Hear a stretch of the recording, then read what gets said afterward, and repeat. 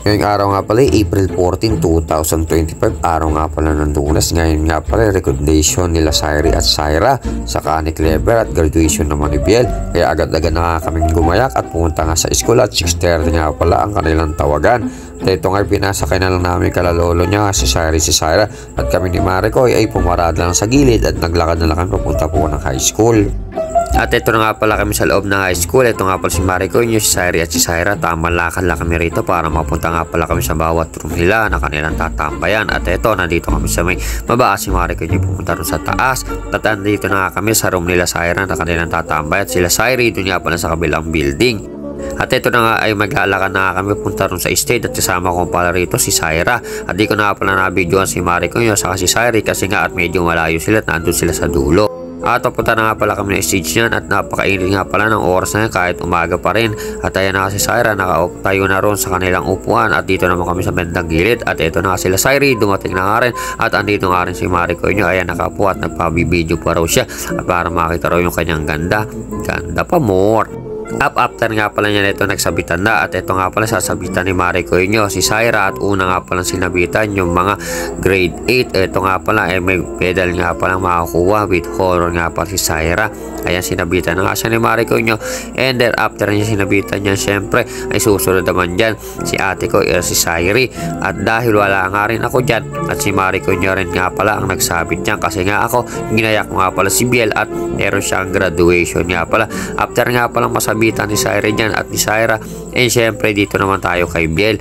Ito nga si Biel nakagayak na at pupunta na kami ron sa kanilang school at sobrang init nga at alanganing oras 9:30 po kasi ang kanilang call time pero na maaga kami at kita nyo naman wala po masyadong tao at andon pa nakatao sa stage at graduation ng grade 6. At habang naghihintay nga kami matapos yung graduation ng grade 6, ito tamang kain muna si Biel at ito nagutom daw siya, nagpabili siya ng mga pagkain and ito na papunta na kami ron sa stage at buti na lang dumating si Maricoy dyan, kung hindi di umakinta kung saan kami pipila. At ito na ipapasok na kami sa pinakalob ng stage at ito nagbibideo na si Maricoy dyan at ito nagpabideo na rin tayo ni Biel. Ayan tamang video lang si Maricoy nyo, kakaway lang kami dyan sa kanyang video.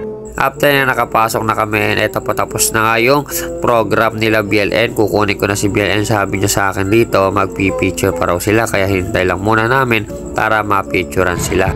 At eto nagugutom na raw siya at mag-12 na nga po ng hali niya nung matapos sila. At ito na nga nagpicture na nga po sa stage ay kasama nila yung kanilang teacher. Ito nga po pala silang lahat na mga kinder na mag-graduate ngayong taon. And ito pauwi na nga pala kami ni Biel and syempre pupunta ko naman si Clever at sila naman ang susunod na magsasabitan. At ito na nga kami sa school ni Clever sa may room nila and andito nga muna sila, kumuha sila ng mga program ni Ma'am Ricoy nyo and then syempre magpapapicture din sila sa kanilang teacher. Siyempre, meron kami dala electric pan at alauna na nga po ng hapon niya. Napakainit nga pala ng kanyang recognition. Ayan nga po nagpapicture siya kay ma'am. And then, eto si Maricoy yun yung tamang picture and tamang video lang din ako rito para makakita sila. After nga pala din yan ay pumunta na kami sa pinaka-stage and ito nakita nyo naman yung init. Napakainit, grabe nga ang oras na yan. Ito medyo onti pala yung tao rito at umpisa pa lang. Ito tamang video lang tayo rito and tamang picture. After niya syempre sasabitan naman na si Clever at bakit namin sa stage. Anong video nga pala dyan ay si Maricoy yung buti nila. Nakasama si Maricoy dyan at kaya naitiga video tayo. And syempre may sabit din po ang ating anak dyan with honor katulad ni Ate Sairi at Ate Syra niya.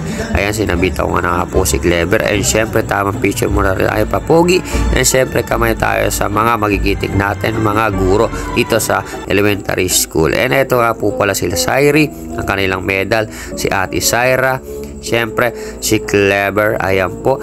And then kami ni Biel, tamang papogi lang dito. And syempre ang kanilang mami at ang dalawang mag-ate. Ito rin kami, daddy and dalawang mag-ate. And syempre ang dalawang mag-ate ko. And then syempre congrats kay Maricoy, nakakuha rin siya ng award.